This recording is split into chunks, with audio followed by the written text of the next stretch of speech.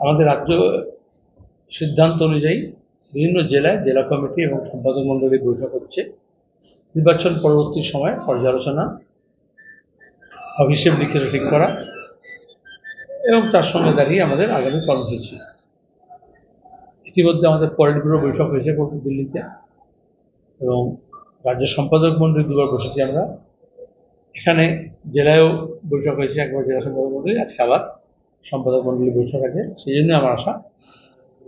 সেখানে আমরা প্রথমত ঠিক করেছি যে গোটা নির্বাচন প্রক্রিয়া আমাদের যে ভূমিকা, আমাদের যে কাজকর্ম, সেটা আমরা পর্যালোচনা করব, ফলাফল সেটা পর্যালোচনা করব।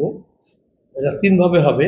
এক, পার্টি যারা সংগঠন কাজ করে তাদের একটা মিটিং করে আলোচনা করে নিজে ঠিক করছেন, একেবারে নিচে থেকে উপর পর্যন্ত। আমাদের কেন্দ্রীয় কমিটির বৈঠক আছে এই মাসের শেষে, সেখানে আমরা প্রাথমিক পর্যালোচনা শেষ করব। রাজ্য কমিটির মিটিং আছে 19 আর 20 জুন, আর 28 থেকে 30 হচ্ছে কেন্দ্রীয় কমিটির বৈঠক দিল্লিতে। তাছাড়াও যারা সিপিআইএম করে না কিন্তু আমাদের দরদি, কংগ্রেস কর্মী, অন্য বামফ্রন্ট কর্মী, রাজনীতি করেন না এমন অংশের মানুষ যারা নির্বাচনের সময় আমাদের সাহায্য করেছেন, সহযোগিতা করেছেন, অংশগ্রহণ করেছেন, ভূমিকা পালন করেছেন, তাদের কাছ থেকে আমরা তাদের মতামত শুনব, তাদের আলোচনা, সমালোচনা, সাজেশন, পরামর্শ যা থাকে। এছাড়াও এমনি যেমন যারা খুব কাছাকাছি থেকে নির্বাচনটা ফলো করেছে, খবর নিয়েছে, খবর দিয়েছে, খবর রাখে, রাজনীতি করে না বা অন্য রাজনীতি করে, তাদেরও যে কিছু মত থাকে সেগুলোকে আমরা প্রক্রিয়া নিচ্ছি যাতে ইন্টারাকশন করে সেখান থেকে আমরা নিয়ে আসতে পারি। এই তিনটে ভাবে যা তথ্য আসবে তার উপর দাঁড়িয়ে আমরা আমাদের শুধু পর্যালোচনা করবো তা নয়, এর পরবর্তী যে পদক্ষেপগুলো আছে সাংগঠনিক, রাজনৈতিক, আন্দোলন সংগ্রাম, সংগঠন এবং নির্বাচনে, সে ব্যাপারে আমাদের ভূমিকা আমরা স্থির করব, আমাদের রোড ম্যাপ তৈরি করব।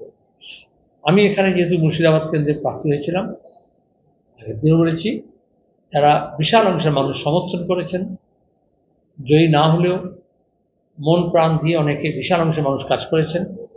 তার মধ্যে আমাদের কর্মীরা, আমাদের দলের বাইরে কংগ্রেস কর্মী, বামফ্রন্টের নেতৃত্বের অংশ এবং তার ছাড়াও রাজনীতি করে না তরুণ প্রজন্মের লোকজন, বা রাজনীতি আগে করতো এখন উৎসাহ হারিয়ে ফেলেছে, তারা, বয়স্ক মানুষজন, একটা বড় অংশের মানুষ, এমনকি সংবাদপত্র যারা মাধ্যমে কাজ করেন, তাদেরও নানান রকমের সহযোগিতা আমরা পেয়েছি। তাদের সবাইকে আমি ধন্যবাদ জানিয়েছি। এবং যে মানুষ আশা করেছিলেন যে জয় হয়ে যাবে, জয়ী হয়ে যাব, আমরা এখানে লড়াইটা ভালোই করা হয়েছে, জয় হয়নি, তো তাতেও আমি নিশ্চয়ই বলবো যে এটা আশাহত হওয়ার কথা নয়, জয় পরাজয় অংশ। আমরা এর মধ্যে দাঁড়িয়ে যে সমস্ত বিষয়গুলো মানুষের কাছে নিয়ে গেছিলাম, মানুষ যে সমস্ত বিষয়গুলো জানিয়েছিলেন, যে দাবি, যে সমস্যাগুলোর সম্মুখীন তারা হয়েছেন, সেগুলো নিয়ে আমরা আন্দোলন সংগ্রামের মারফত সেই মানুষকে সঙ্গে নিয়েই সেই দাবিগুলো আদায় করার চেষ্টা করব এবং লড়াই জারি থাকবে। আমাদের যে দুর্বলতাগুলো আছে সেগুলো আমরা কাটাবো এবং যে মানুষ আমাদেরকে সাহায্য করলেন না, ভবিষ্যতে তারা যাতে আমাদের সহযোগিতা, সাহায্য, সমর্থন করেন, সে ব্যাপারে আমরা নিজেদেরকেই তার উপযুক্ত হয়ে গড়ে তুলব। এছাড়াও যেভাবে জিনিসপত্রের দাম বাড়ছে, অসহ্য যেমন গরম বেড়েছে, বাজারের তাপ অনেক বেড়েছে, দামের, মানুষের জীবন ধারণ খুব বিপদ হয়ে গেছে, কৃষক তার ফসলের দাম পায় না, বেশি দামে আমাদের জিনিস কিনতে হচ্ছে, তার বিরুদ্ধে আমাদের প্রচার চলবে। নিট দিয়ে আমরা দেখলাম যেভাবে করাপশন হলো, যারা ছেলেমেয়েরা এত কঠোর পরিশ্রম করে মেডিকেলে জয়েন্ট এন্ট্রান্স গোটা দেশের জন্য করা হলো, তখন আমি পার্লামেন্টে যে মেম্বার ছিলাম তখন বলেছিলাম এই আশঙ্কা থাকছে, তখন সরকার থেকে বলেছিল না, সব পূর্ণাঙ্গ ব্যবস্থা হবে। দেখা গেল যে সেখানেও দুর্নীতি বাসা বেঁধেছে এবং আজকে সুপ্রিম কোর্ট যে রায় দিয়েছেন, যাদের অজান্তে, মানে কাউকে না জানিয়ে চুপিসারে, এখন বলছে গ্রেস মার্কস, কিন্তু যাদের মার্কস বাড়িয়ে দেওয়া হয়েছিল তাদেরকে আবার পরীক্ষায় বসতে হবে।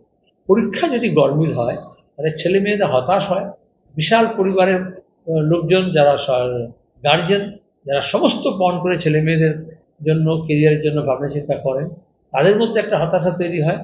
আর অনেক পরিবারের মধ্যে অনেক শুধু অসন্তোষ নয়, অনেক ট্র্যাজেডি তৈরি হয়ে যায়, সেই দায়িত্ব কে নেবে? সুতরাং সে চাকরির পরীক্ষা হোক, আর ভর্তি পরীক্ষা হোক, পেশাভিত্তিক পরীক্ষা হোক বা সাধারণ পরীক্ষা হোক, আজকে দুর্নীতি এমন জায়গায় বাসা বেঁধেছে, এই পরীক্ষাগুলোর উপর থেকে মানুষের ভরসা উঠে যাচ্ছে। এটা খুবই খারাপ। তার আমরা যেমন নিন্দা করছি, আমরা দোষীদেরকে কিন্তু শাস্তি দাবি করছি।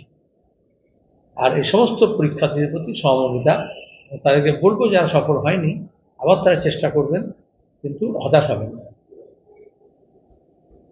আর বাকি আপনাদের প্রশ্ন। একটা আক্রমণ হতো যে কোনো বিষয়, সে ডাক্তার দেখাতে যাওয়া হোক বা বিভিন্ন, এখন এই ভোটের ফলাফলের পর একটু হলেও সুর নরম।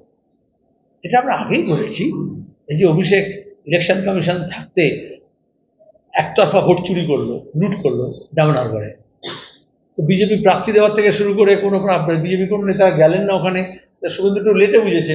তার বোঝা উচিত ছিল বিজেপি তো অভিষেককে বিজেপি হিসেবে দেখছে, যেমন অর্জুন সিংকে দেখেছিল, যেমন জিতেন্দ্র তেওয়ারকে দেখেছিল, তারা তৃণমূলে থাকলেও যেমন মুকুল রায়কে দেখেছিল। সে আদতে তো এই জন্য এখন বিদেশে যাওয়ার জন্য কোনো অসুবিধা হবে না, পাসপোর্ট টাসপোর্ট রাখবে না, ভিসাও পেয়ে যাবে। তাকে যখন আবার বলছি চার্জশিট দাও, তখন তাকে ভিসা দেবে। এটা শুভেন্দুকে নিশ্চয়ই দিল্লি থেকে নির্দেশ দিয়েছে, বা এখন রাজ্য সভাপতি পদ খালি আছে বা হয়ে যাবে, কে হবে সেই দৌড়ে বুঝতে পারছে যে অভিষেকে বন্ধুত্ব করলে বিজেপি সভাপতি হওয়া যায়।